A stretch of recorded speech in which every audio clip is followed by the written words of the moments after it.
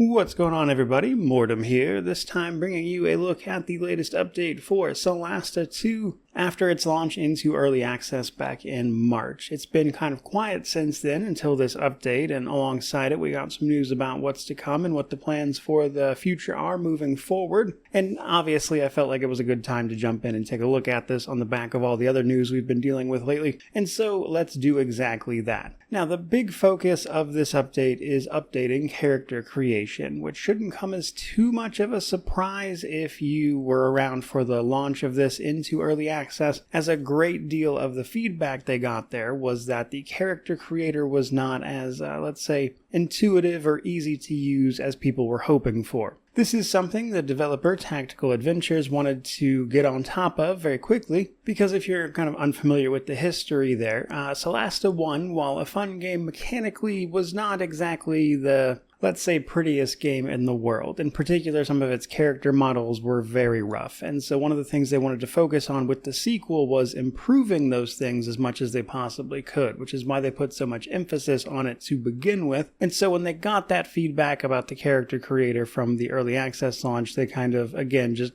jumped in on fixing that. And we're going to go over all of that and then talk about what is upcoming. They released a little bit of a roadmap as well, so we can talk a little more specifics there towards the end. But first, of course, the character creator. One of the first things you'll notice once you jump in is a much larger selection of preset characters are now available. So these offer you a decent place to get started, as if you are unaware, this particular game makes use of that face morphing technology that sees you blending three faces. But these presets sort of give you a better place to start from and then potentially tweak if that's your personal preference. And then the other sort of bigger half of that, I would say, is appearance sliders. So once you get done setting the basics of the character's face hereafter, you can go to advanced options now and mess around with about 20 or so sliders for an individual character's face, allowing you to go in and sort of micro adjust the exact things you want, which I just simply have to say, in combination with the face morphing and stuff, you can get a good looking character here, but it does take a fair bit of work because you're going to have to, of course,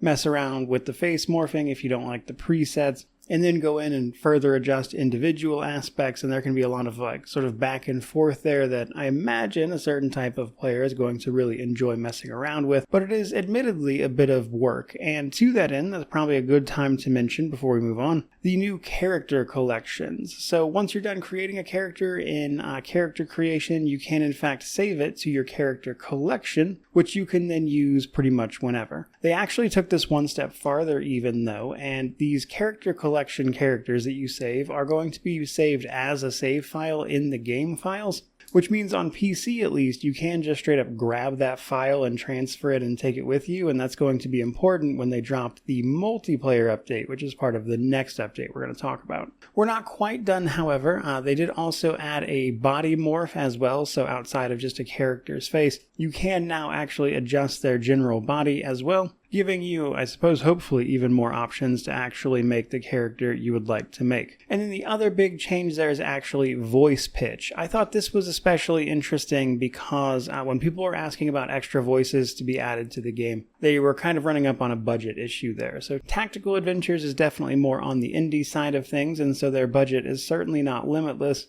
And so one of the ways they chose to tackle going around getting more voices is by adding pitch. So you can now pick from lowest to highest pitch, which I've got to say does actually have a pretty substantial amount of change on the individual voices that are available to you, of which there are 2 male and 2 female. So hopefully that gives people the options they're looking for and makes it a little better overall. Now, while those are the big changes they've made to the system, it doesn't end there either. They have made it very clear that they are not completely done with character creation in terms of general options. What they wanted to do here was simply work on the core systems that they could then build off of in a pipeline as they go forward. So with future updates, they will be expanding things like individual options and customizations now that they've got these sort of baseline systems in place to try to address some of that criticism. So if you're worried about exact amounts of customization options, that's the exact type of thing that will be increasing in the future as things move forward. And this really should just be a baseline for future updates, I would say. But speaking of those future updates, I mentioned a roadmap at the same time. So early access released in March, we are getting this particular update in June, and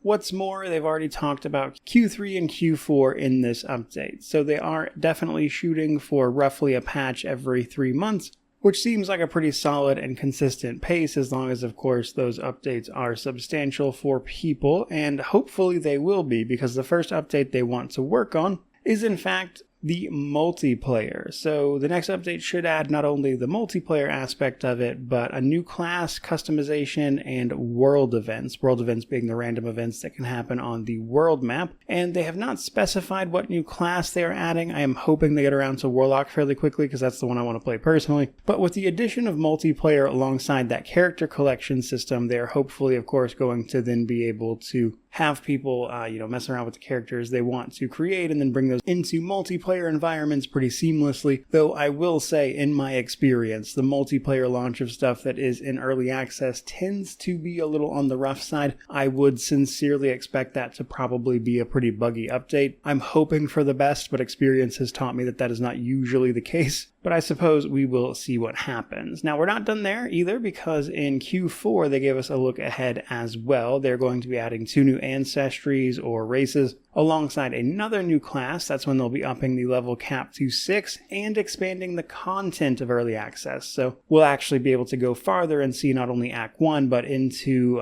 the beginning of Act 2 as well. And if that wasn't enough, that's when they're going to be dropping the crafting system as well. So plenty to look forward to for Solasta as we start looking forward for this game once they've got over that sort of initial release and feedback loop, and we can start talking about bigger systems, let's say. Because I'll admit, while I understand character creation is important for a lot of people, the cosmetic portion of character creation has never been as wildly important to me as it is to others. Nonetheless, I am excited to see this game start moving forward, and I will definitely be covering those updates as they start dropping. So if you are curious for any of those, by all means, subscribe and stick around, which is as good a time as any to tell you to like, comment, subscribe, all that YouTube jazz. Let me know how you feel about this update and their future plans in the comment section below. I do imagine this took a little longer than people were hoping for. They have fully admitted this was sort of unplanned and simply in reaction to the sort of wave of feedback they got. So we'll see how it goes from here, I guess. But I am personally hoping that this game turns out well. I enjoyed the first Solasta quite a bit, but that is going to do it for today. So hope you enjoyed it, but regardless, truly, just thank you so much for watching. I really do appreciate it. May you wander in wisdom and have an amazing day.